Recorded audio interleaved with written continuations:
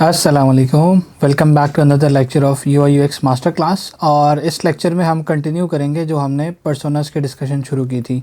तो अभी हम सीखेंगे कि एक पर्सोना बनाया कैसे जाता है। तो आइए स्टार्ट करते हैं। सबसे पहले ये चीज़ समझ लें कि कौन से वो की एलिमेंट्स हैं जिनकी बेस के ऊपर आपका पर्सोना बनता है। तो थोड़ा सा उनको देखते हैं, डिस्कस करते हैं। उसके बाद हम जाएँगे एक सॉफ्टवेयर की तरफ जहाँ पर हम एक पर्सोना बनाना सीखेंगे। सबसे पहली चीज़, पर्सोना बनाते हुए आपको पता होना चाहिए कि आपके कस्टमर्स कौन हैं। दूसरी चीज़, वो क्या करते हैं। तीसरी चीज़, उनका एक नॉर्मल रूटीन दिन किस तरह गुजरता है। फोर्थ पॉइंट इज़ उनकी फ्रस्ट्रेशन क्या है, उनकी पेन पॉइंट्स क्या हैं और उनको क्या मुश्किलात आती हैं रोज़मर्रा की ज़िंदगी में। उनके जो अच्छे आई थिंक मेमोरीज़ हैं या मोमेंट्स हैं वो कह लें, या जिस पॉइंट पे उनको ज़्यादा खुशी होती है वो अंडरस्टैंड करना बहुत ज़रूरी है कि कब कब जो है उनको खुशी फ़ील होती है। एक सक्सेस किस तरह नज़र आता है, उनके गोल्स क्या हैं, वो क्या अकम्प्लिश करना चाहते हैं, और what are they saying about your product और सर्विस। ये सारी चीज़ों को जो है ना एक मजमुआ जो है एक पर्सोना कहलाता है। तो ये सारे पॉइंट्स अगर आप ठीक करते हैं तो आप जो है एक अच्छा पर्सोना बना सकते हैं। अब पार्ट 1 थोड़ा सा डिस्कस करते हैं। सबसे पहली चीज़ जिसमें आपने पर्सोना बेसिकली जो इनिशियल फेज़ होगा जिसमें आप अंडरस्टैंड करेंगे, तो आपने 3 सवाल करने हैं। आपका टिपिकल कस्टमर कौन है, वो क्या करते हैं, और एक टिपिकल दिन उनके लिए कैसा होता है।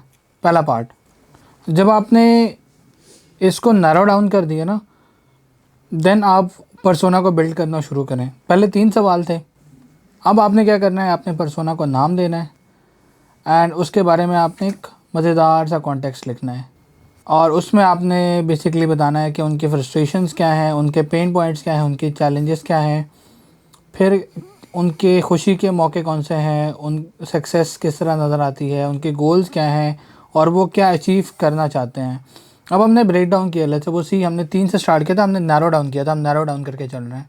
हमने स्कोप की बात की थी।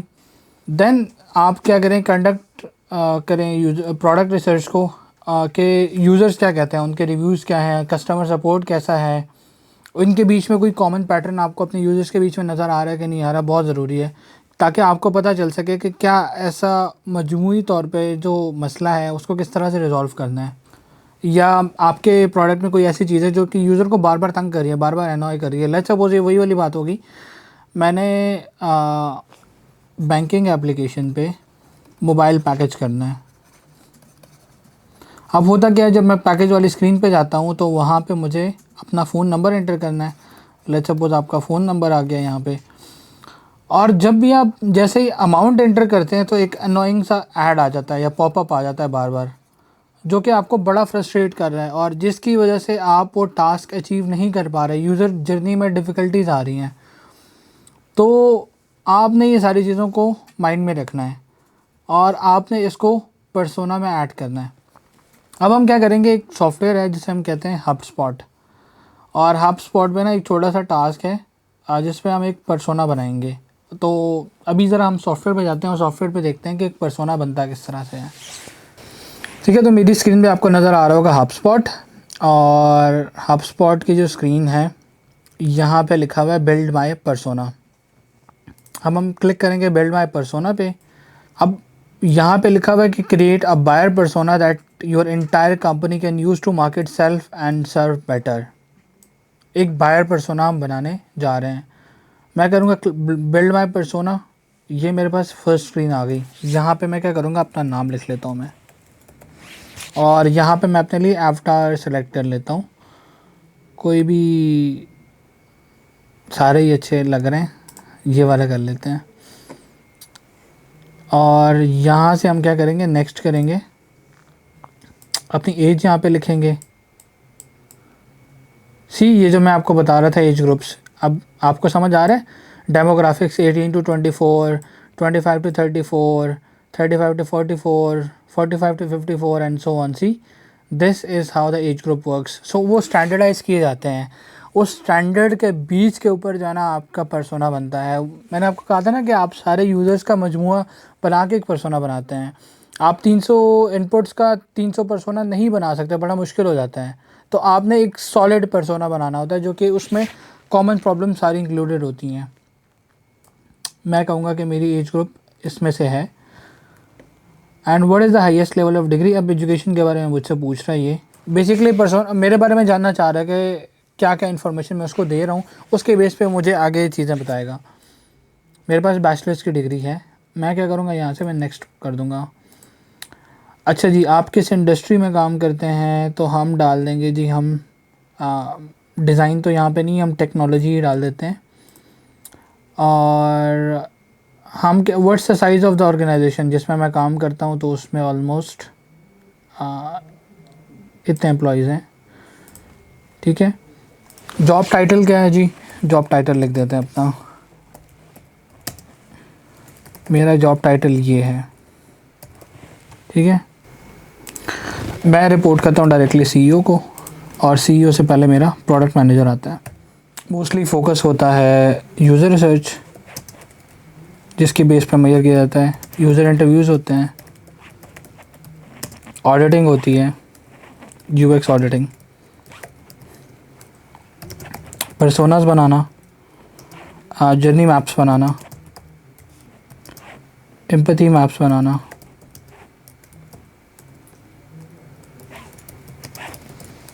उसके बाद हम आते हैं वैल्यू प्रोपोजिशन, शॉर्ट कर रहा हूँ मैं, प्रोटोटाइप, और उसके बाद जो है एंड यूजेबिलिटी टेस्टिंग। ठीक है, इसको हम नेक्स्ट करते हैं।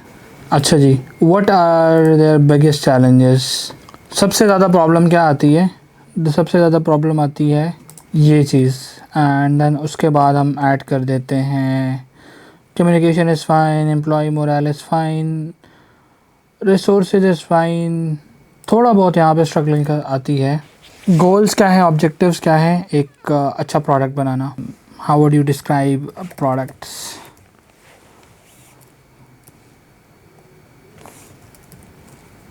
Building solid in design phase. ठीक है।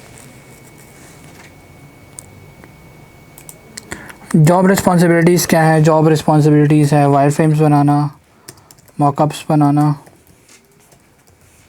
यूज़र रिसर्च करना, यूज़र इंटरव्यूज़ करना, यूजेबिलिटी टेस्टिंग करना, प्रोटोटाइपिंग करना।